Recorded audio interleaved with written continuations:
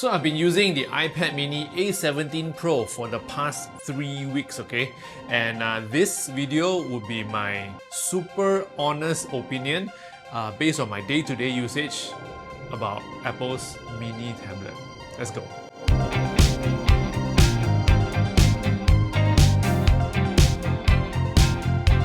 What's up guys, Jason Smashpop here. So 3 weeks ago, when I first got the iPad mini 7, the general vibe that I have is that it's the same as the previous gen, which is this. Okay, so if I put it side by side, you really cannot differentiate which one is the new one and which one is the previous generation.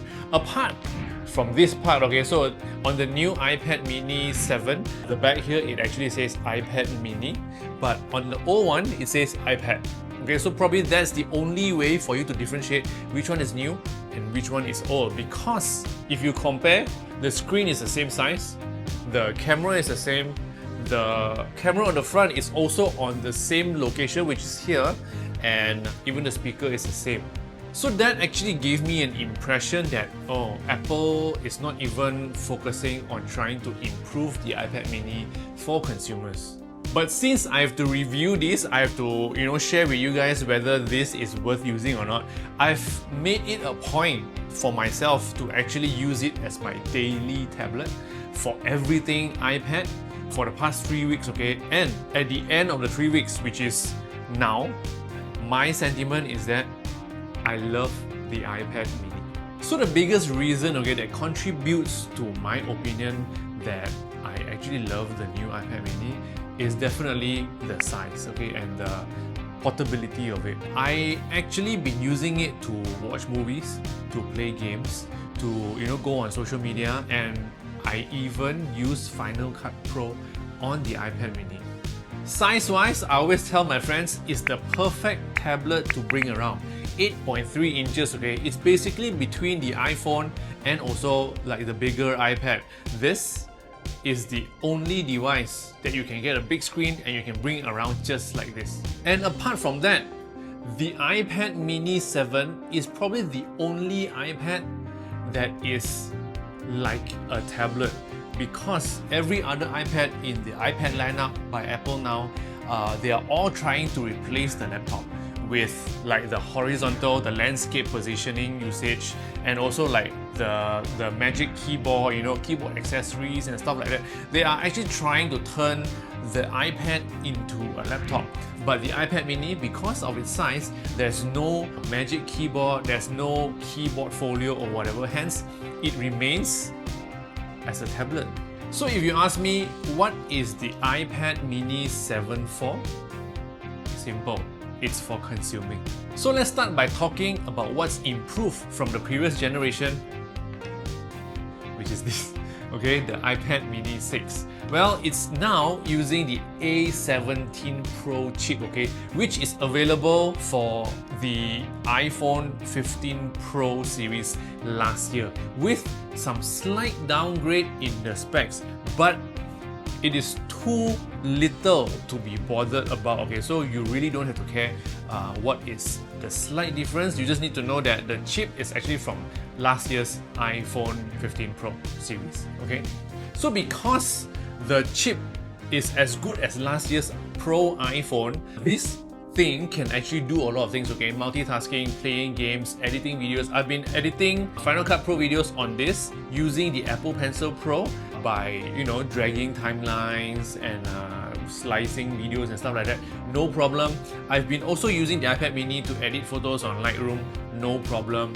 I also do play my favorite game on the iPad, which is the only game I play on the iPad, okay? Like, truthfully, League of Legends Wild Rift. It's basically just here. If I just do it like that, you can actually see the game here.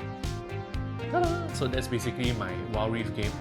Okay, no problem. I play it every night. There's no decrease in the frame rate, it doesn't get hot even though I use it to play a few games every night. So I would say that the iPad mini 7 with the A17 Pro chip is very capable to do your entertainment things and probably a little bit of work.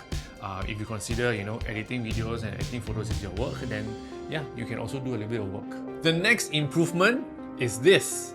The iPad mini now supports Apple Pencil Pro. So this thing, right, was actually launched alongside the iPad Pro, and it has this barrel roll feature whereby when you're sketching, you can actually turn the Pencil Pro and you will be able to twist whatever that you're drawing, and you can also see the orientation of your pen tip when you do the barrel roll on the screen. So everything works on this iPad mini screen, and you can even do like the hover thing on the screen, and you can see like the buttons moving, you know, and you can see your pen tip moving across the screen and stuff like that. So if you do not have a pencil, then the Pencil Pro is what you need to get despite the price. To me, I feel that I don't use it a lot. I only use the Pencil Pro when I edit on Final Cut Pro, because it's a lot easier with the sharper tip to maneuver around the UI. Now the next biggest upgrade, okay, that is here compared to the previous generation is that it supports Apple Intelligence. The previous generation iPad mini cannot because of the very old chip. And Apple Intelligence, currently I'm using it on public beta version of iOS 18. So I do have like the image playground, I do have Genmoji and stuff like that. The experience is basically the same as what I get on the iPhone 16 Pro that I'm also trying with the iOS 18.2 Beta 3, I think, at this moment of time. No problem, no issues there. It's just that if we do generate a lot of visuals using Image Playground, the battery will probably drain a little bit more than usual. So that is probably the only difference. But then again, I don't think you will use Apple Intelligence very frequently, especially Image Playground, so no problem.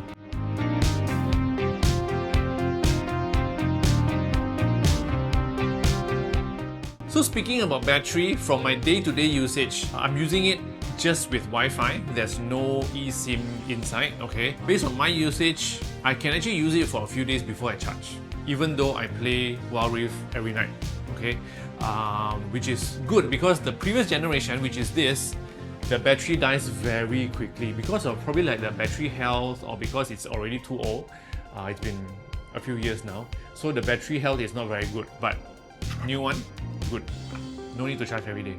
So that's my thought and review on my day-to-day usage with the iPad mini 7 for the past 3 weeks. Now let's move on to the next segment, which is answering some of your biggest questions that you sent to me on Instagram, okay? So the first one is, why do you like the iPad mini? Well, my answer is very simple. Because it is so small, it is so portable, I can bring it everywhere with me, and it acts like a tablet. It does not try to act like a laptop. That's why I like it. So the next question, should you upgrade to the new iPad from the previous iPad? Because everything looks the same, right? Well, my answer is, if you need Apple Pencil Pro and its features, then yes. If you need Apple Intelligence, then yes. But if you are already using like the iPhone 15 Pro or iPhone 16 series, you already have Apple Intelligence on your phone. So if you do not need it on your iPad mini, then maybe you don't have to upgrade.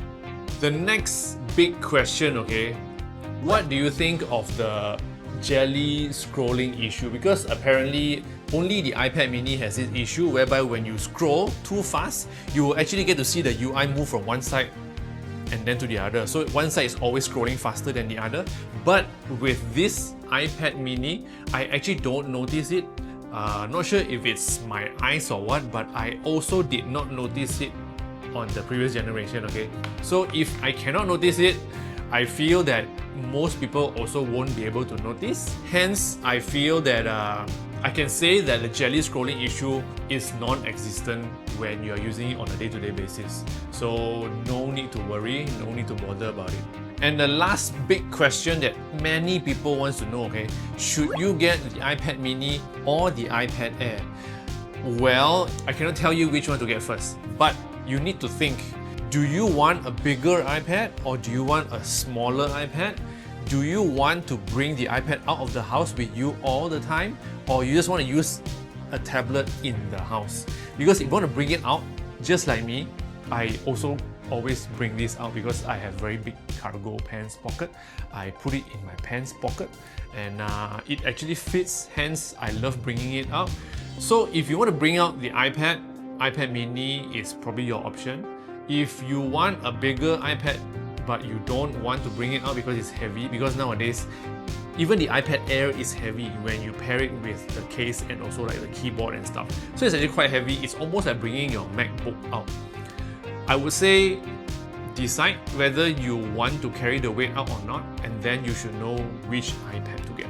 So we've come to the end of the video. Let's talk about price, okay? So the iPad mini 7 starts from 2199 ringgit, but that's with the base specs, which is 128GB of storage, okay? But of course, 128GB might not be enough, so you might want to upgrade. So if you upgrade to 256, the price is 2599. So you actually have to add 400 ringgit for a decent size iPad mini. So if you think 2599 is still okay, then what are you waiting for? Just go and get the new iPad mini. Yeah, I think to me, I would still buy it, and I will not buy the 512 because the 512 is 3005, too much. Get the 256GB, which is 2599. Okay, so thanks for watching my iPad mini review after 3 weeks.